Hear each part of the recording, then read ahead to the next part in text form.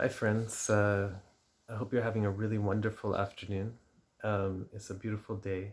Um, there's much more going on in the world than what we see and what we're absorbed into. I want to share with you uh, a story called "The Parable of the Wildflower." And nature is a wonderful teacher.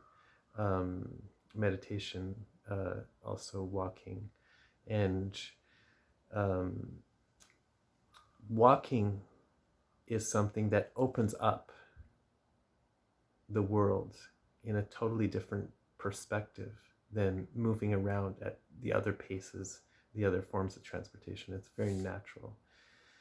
Anyway, there's much more I could say around the story and about the story, and there are multiple contexts that I could share with you um, as if you like this story. But right now, right now, I'd like to get to it. Um, and but the reason I say that is that, um, yeah, I sense that people are going through a lot with the world, and this is another aspect of the world. So, parable of the wildflower. Dear wildflower, I remember you. I remember you. It was that day in the summer when I forgone transportation and I just walked. I just walked for like 10 miles on the road. As I was walking, all the wildflowers were waving in the wind. The sun, it ducked behind some clouds. I had a sudden inspiration to stop and pick a flower for my friend. She was in a lot of pain, and I was thinking of her. I was thinking, I'll bring you something, a flower.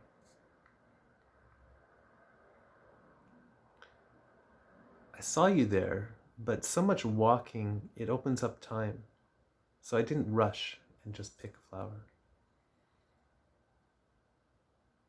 I first looked at you very deeply, and I was really in wonder at your beauty. I realized that you had a life. You actually had a life and a purpose of your own. And we began to communicate. In my heart were thoughts of my friend and what she was going through, my purpose to try and cheer her up or bring her something by bringing her flowers.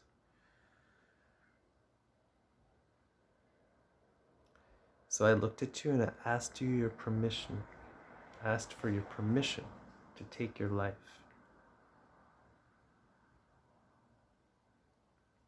You bowed gracefully and said, "For this purpose, I will gladly give you my life."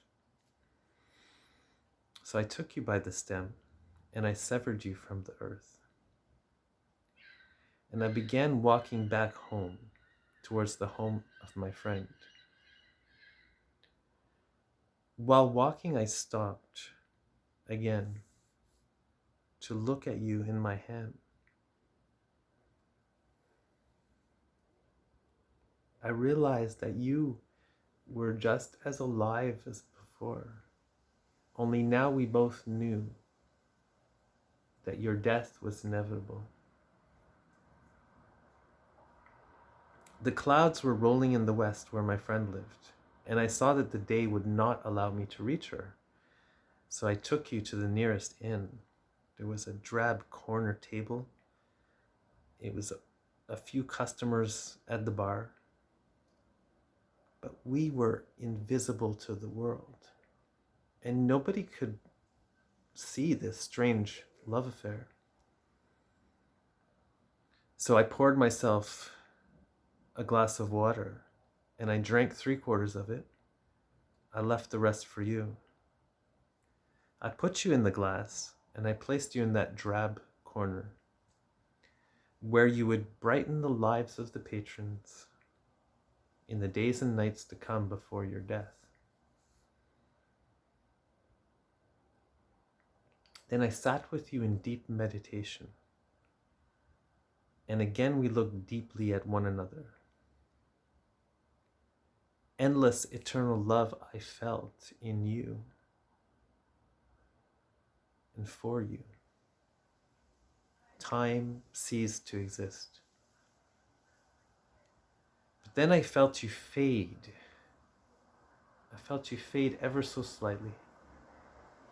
And our mortality set in. I knew that it was time to leave. I stood still looking at you. I took one step back and I could feel my heart break. I took another step back and I heard you cry.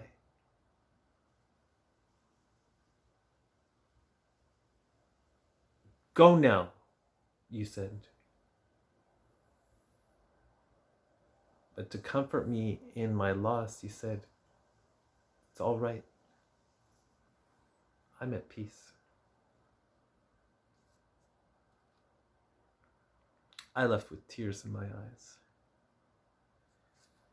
As I reached a road again, I saw that it had rained, but the sun had now raced ahead of those clouds. All the wildflowers were radiant and glistening in the sun, and they were dancing and singing in the breeze. You were everywhere. You were everywhere. You were everywhere. And you're laughing joyfully at me, saying, see, it's okay. I live. I live. Thank you very much, people. Have a good day.